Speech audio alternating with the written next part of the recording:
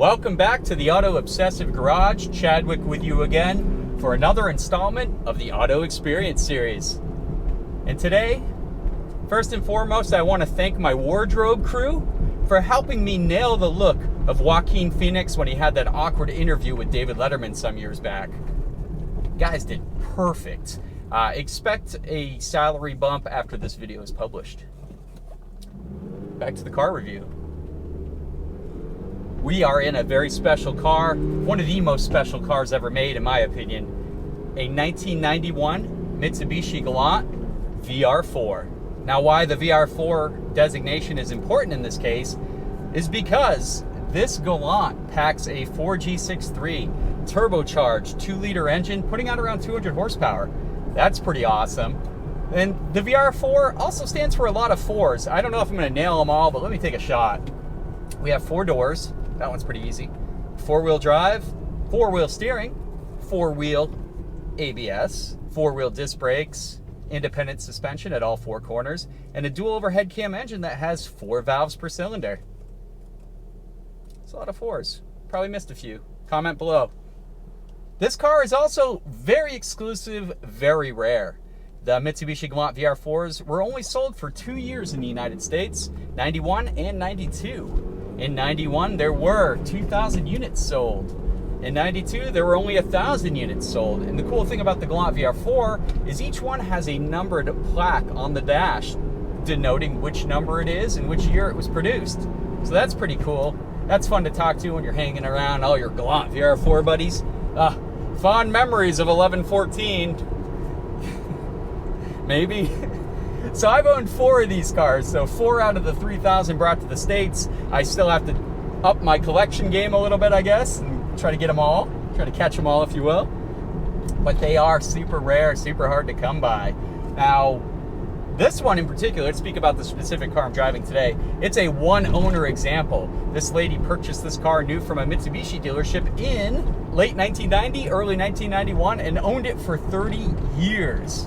So I am technically the second owner, more like the first caretaker. So I caught it up on a bunch of maintenance.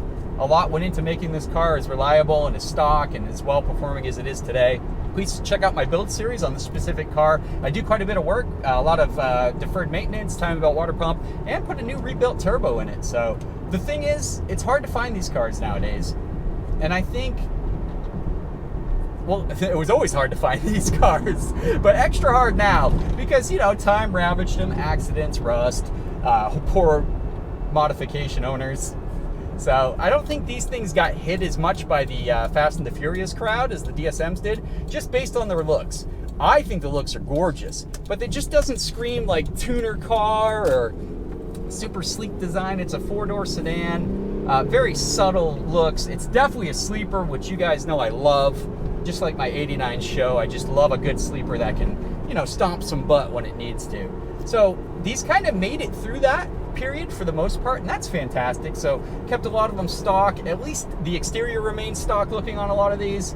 It's awesome. Not a lot of body kits to worry about with the Galant VR-4 crowd. Well, that leads us back. We've got rarity, we've got performance, a little bit of history. This was Mitsubishi's rally car in the late 80s. All-wheel drive turbocharged cars were becoming a big hit at that time, so this was what they used to win their WRC and other rally events. So as a homologation rally car, Mitsubishi had to sell so many of these in the countries they wanted to race in, and that's why we're in one today.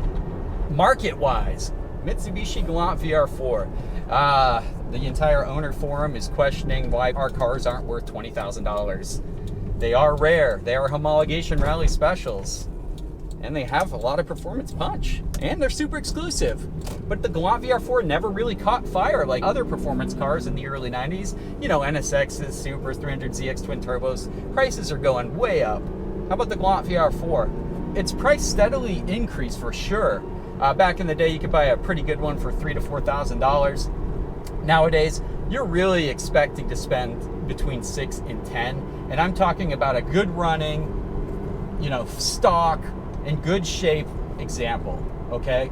I know someone's gonna respond below, I just bought one for $4,000, all I had to do was time and belt water pump, fix a bunch of rust, replace all the tires, replace all the brakes. Yeah, they're at an $8,000 car at that point. You know, read that as you will, but these have been inching up, especially clean stock examples are starting to get recognition. Something this car doesn't get a lot of. You can drive around with this, no cop is gonna look twice. A lot of people don't even know what it is. Unless you go to like a car meet, really car enthusiasts, especially in the 80s and 90s crowd, absolutely love Galant VR4s. They will recognize it, it stands out to them. You don't see a lot of them, so that's the only crew that really recognizes these things, so that's kind of cool. Under the radar performance. But yeah, unfortunately, the prices are looking like that. They're not, for owners, unfortunately, it's not jumping up incredibly. And for buyers, hey, there's still a great deal if you can snatch one up, if you can find one. So that's all we have for the market. This should be a pretty fun car. Again, I'm like a little kid and it's just awesome. It's been a long time since I've driven one in this condition. Yeah, I love these cars. Absolutely love them. So please come along. We're gonna crack open some acceleration. We're gonna check out the interior, exterior, the engine. Look at all the good stuff here. Let's figure out if this thing deserves to be appreciating in price. Does its rarity, does its performance, does its just cool history warrant a higher value than what these things are currently fetching? All right, guys, on to the objective tests.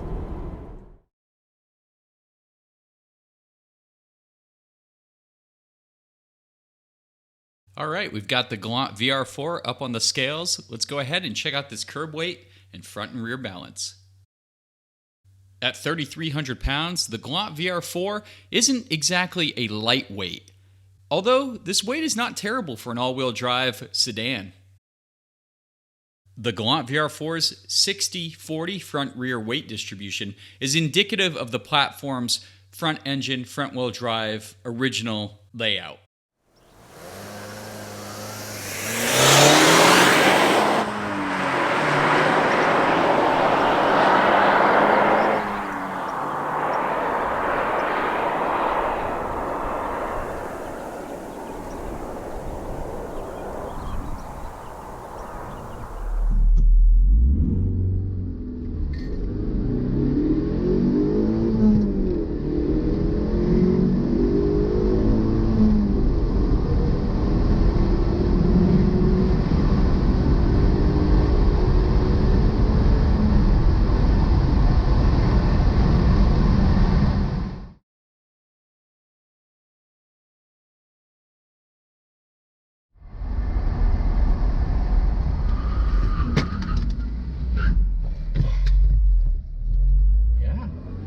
Works.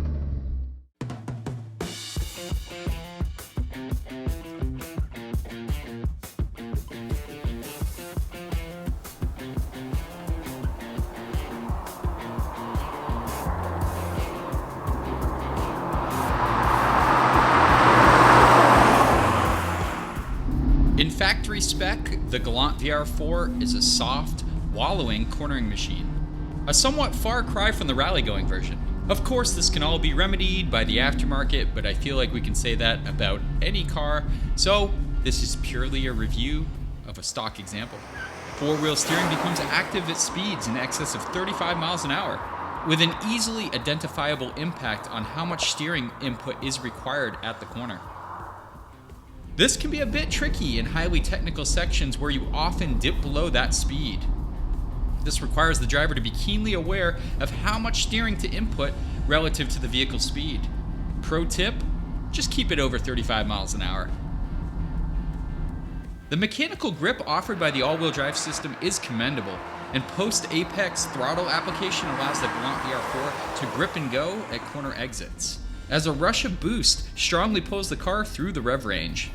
Brakes are also quite good for this period, with strong and linear stopping power and a not overly aggressive initial bite.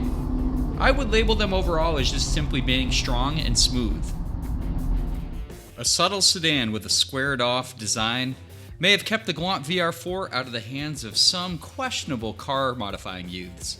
But its lack of exterior excitement may also be responsible for its lackluster value and appreciation. I, for one, love the exterior design of the 6th Gen Galant. Squinting into the setting sun with a handful of Miller Lights already under your belt brings out some design hints of E30 BMWs and B13 Sentras. Two notably handsome designs. The subtle rally influences also add some tastiness to the design by way of fender flares and a spoiler rather large for a sedan at this time. The Galant VR-4's design continues to age gracefully. The Galant VR-4 interior is a time capsule against all odds. Having owned multiple others well into the mid 200,000 mile range, this 145,000 mile, one owner example is extra minty. The leather used in these cars just never ages. Some kind of Mitsubishi early 90s magic on full display, no doubt. The dash rarely cracks on these as well. These interiors were built with some of the most exceptional, high-quality materials I've ever seen in an affordable 90s sports car. Gauges are super clear, with a large tach and speedometer front and center. A sweet boost gauge is also integrated into the tachometer. An awesome identification badge also adorns the dash. Below that, a tape deck, or if you're super fancy, a CD player tape deck combo is present to handle your audio requests. Epic auto seatbelts are both wonderfully charming and annoying at the same time. Pop the Galant VR-4's incredibly heavy, carved from granite hood, and rest your eyes upon Mitsubishi's highly celebrated veteran powerhouse engine, the almighty 4G63. Capable of handling 500 horsepower on stock internals, the 195 horsepower in this stock application is so non-stressful. A similar dabbing of torque does provide some more than modest early 90s context thrust. The 14B turbo spools quickly around 3,000 RPM and falls off just shy of the 7,000 redline. This power plant enjoyed decades of use from Mitsubishi. Its ability to handle loads of power, great aftermarket support, and relative ease of access, timing belts can be a little pain in the butt. What a gem of a power plant, and the finest Mitsubishi has ever offered. The Galant VR-4 was only offered with a manual transmission. This alone firmly secures its place on the cool wall. After 30 years, most shifter assemblies could benefit from a bushing rebuild, as they don't like to be rushed. The clutch pedal is soft, but its release point is highly communicated to the driver. In the Galant VR-4, first gear is rather tall and sometimes found to be a weak link for those into drag racing their Galants. But for stock power and daily drivability, I enjoy the tall first gear. Overall, the Galant VR-4's drivetrain is a respectable setup. Does the Galant VR-4's rarity, heritage, and performance deserve more value? Enthusiasts of 80s and 90s automobiles have been watching their prized childhood vehicles become rarer and rarer as prices appreciate with varying intensities. Yet, the Galant VR-4, a homologation rally car special, and an incredibly rare vehicle as well, sits relatively unchanged. We are looking at an all-wheel drive, turbocharged, manual-only sports car with a freaking unique numbered badge on each example. How is this car not worth a fortune? It has racing history, the design language of a mighty sleeper, and a power plant forged by the Mitsubishi gods. What are we missing here? Is it too obscure? Is the Galant VR-4 too unrecognized? With nearly 2 decades of ownership, the Galant VR-4 has been and will always be one of my favorite cars of all time. It would be great to see the car not only recognized with increased value, but general recognition as well, as it is such a fantastic machine with a rich history. Put it on your radar, friends.